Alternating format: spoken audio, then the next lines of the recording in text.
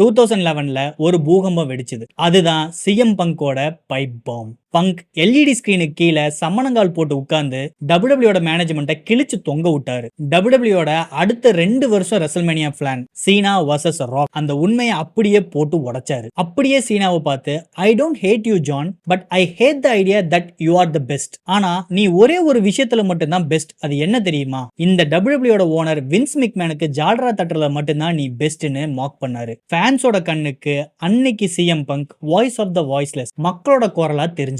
இந்த டைம் லைன்ல சீனா மக்கள் கண்ணில் ஒரு கார்பரேட் மிஷினா தான் இருந்தாரு. Money in the bank 2011 John Cena versus CM Punk for WWE championship. But லாஸ்ட்ல இந்த மேட்ச்ல வின் பண்ணது சிஎம் பங்க். இது ஒரு எக்ஸ்ட்ராடினரி மேட்ச். இந்த மேட்ச் முடிஞ்சோனவே அந்த பெல்ட்டை தூக்கிட்டு ஆடியன்ஸ் கூட உட்கார்ந்து வின்ஸ் மெக்மேனை பார்த்து கிஸ் கொடுத்துட்டு அவர் ஓடி போனாரு. இது ஏன் ஐகானிக் மேட்சா இருந்துச்சுன்னா இதுல இருந்த ஸ்டேக்ஸ் ரொம்ப பெருசு. சிஎம் பங்க் அந்த மணி இன் த பேங்க் நைட்டோட கான்ட்ராக்ட் மொத்தமா முடியுது. அவர் அந்த கான்ட்ராக்டை ரெனிவல் பண்றதுக்கு ரெடி கிடையாது. நான் இந்த மேட்சை ஜெயிச்சு இந்த பெல்ட்டை தூக்கிட்டு வேற கம்பெனிக்கு போவேன்னு வின்ஸ் மெக்மேனை பிளாக்மெயில் பண்ணிட்டு இருந்தாரு. ட்விஸ்ட் என்னன்னா பங்க் சொன்ன மாதிரியே அந்த பெல்ட்டை வின் பண்ணி அந்த பெல்ட் எடுத்துட்டு இந்த கம்பெனி விட்டு கிளம்பிட்டாரு.